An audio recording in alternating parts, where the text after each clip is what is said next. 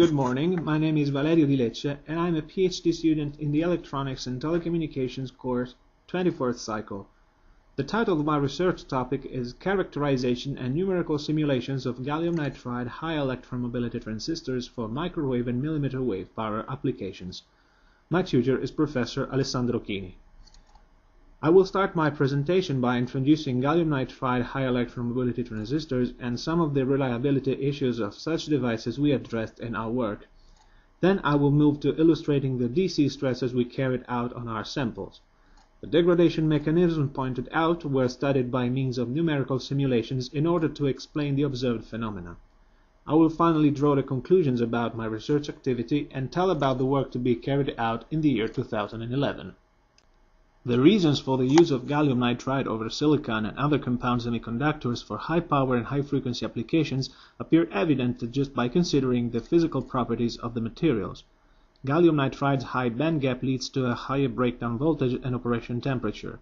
Its high mobility and the absence of doping atoms in the transistor channel thanks to heterojunctions and band gap engineering lead to a much higher operation frequency and higher currents, and thanks to its higher thermal conductivity, heat removal is better. Therefore, GaN is an exceptional candidate for high-power RF applications. However, despite GaN HEMTs can deliver output power densities 10 to 20 times higher compared to other compound semiconductor devices, as can be seen by the figure on the left, their reliability is still an issue. In reverse bias condition, a critical voltage is usually recognizable beyond which a severe degradation suddenly takes place, like in the work by Yo and Dell'Alamo on the right. Our devices were single heterojunction silicon nitride passivated AlGaN GaN HEMTs grown on a silicon carbide substrate on the same wafer. The gate length is a quarter micron and the total gate periphery is 100 microns. In part 1 of our study, we carried out DC reverse bias step stresses on the gate-drain junction only, keeping the source terminal floating.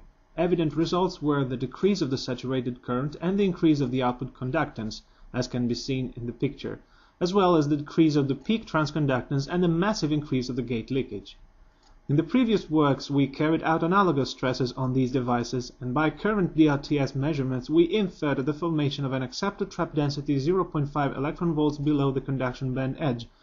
Then, in subsequent simulations, we placed a trap region in the AlGaN barrier under the drain end of the gate, like in the picture on the right, and we found that as long as such region extends for the whole barrier thickness, the observed degradation of IDSS is reproduced by the simulations.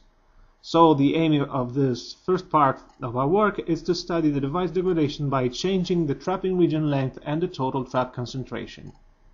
Here are the results of the simulations for different trapping region length and different trap concentrations.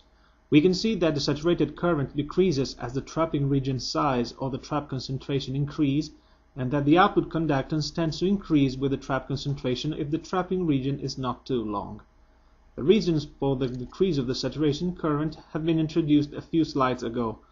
Due to the band shaping, the accepted traps closer to the AlGaN-GaN interface are filled in open channel condition, and therefore a negative charge is present which reduces the effect of the positive piezoelectric charge at the interface responsible for the formation of the two-dimensional electron gas channel.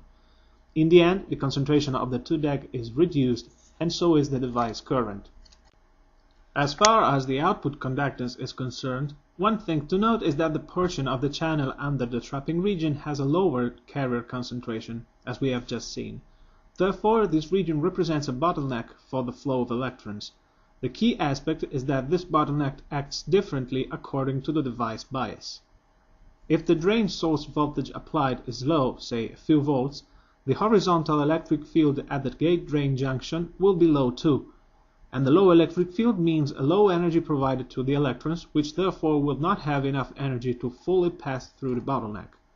The bottleneck effect therefore is strong, and the drain current is low. But as we increase the drain source voltage, the electric field increases too, and the electrons are provided with more energy so that many more of them will be able to pass through the bottleneck.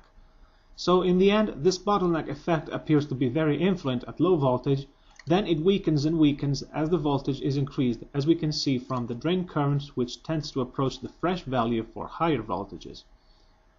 The study of electric field profiles in the channel confirmed our hypothesis, pointing out also that for longer trapping regions the electric field peak is lower, reducing therefore short channel effects like the increase in the output conductance. In part 2 of our study, we compared the degradation of previously measured drain stress devices and newly analyzed source stress devices. We carried out the same stress campaign as before, but on the source gate junction only, keeping the drain terminal floating. For both cases we had a serious degradation concerning saturated current, transconductance and gate leakage. But the output conductance did not increase for the source stress devices, as can be seen by the comparison shown in this slide. In the case of a source stress structure, in fact, the trapping region is placed under the source end of the gate, where electric fields are always low. Therefore, electrons in the channel are provided with low energy for any drain source voltage, and the current soon saturates. We carried out a stress-following analysis by means of numerical simulations in order to estimate the actual features of the trapping region, that is, size and trap concentration. For the source stress structure, the degradation after the stress step at VSG equals 35 volts was properly fitted by accounting for a trapping region 580 nanometers long, 500 nanometers under the source axis region and 80 nanometers under the gate, with a total trap concentration of 93 times 10 to the 18th centimeters to the minus 3.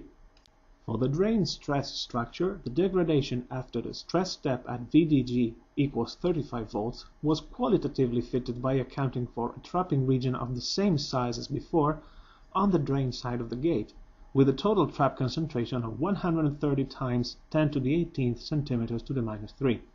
The higher difficulty in fitting the characteristics of the drain stress devices is probably due to the different pace of degradation, which occurred at higher voltage compared to the source stress devices, and therefore other degradation mechanisms could have been involved, even though key aspects like the decrease of the saturated current and the increase of the output conductance are indeed reproduced by the simulations.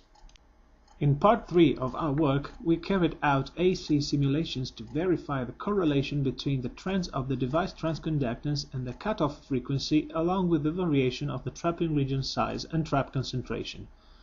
Here is GM as obtained by our simulations, both in open channel, that is at VGS equals 0 volt on the left, and at VGS equals minus 3 volts on the right, which is approximately the bias value for which we have the highest transconductance in our structures. And here is the cutoff frequency. As can be seen, it follows exactly the same trend as the transconductance, both at VGS equals 0 volt and at VGS equals minus 3 volts, in accordance with the theory. So, in conclusion, we have found common degradation features for gate source or gate drain only DC stress devices, one distinctive feature being the output conductance. By numerical simulations, we have studied the degradation mechanisms occurred, and we have carried out a stress-following study in order to evaluate the actual features of the degraded region. And finally, by AC simulations, we found a good matching between the trends of the device transconductance and the cutoff frequency in accordance with the theory. In the year 2011, I will be with the Ohio State University in Columbus, Ohio, as a visiting scholar. I will acquire skills in the fabrication and processing of compound semiconductor devices, and I will keep studying reliability aspects of such devices by means of electrical characterization and numerical simulations. Here is a list of our scientific publications. The work I presented was accepted for publication both in journal papers and international conferences.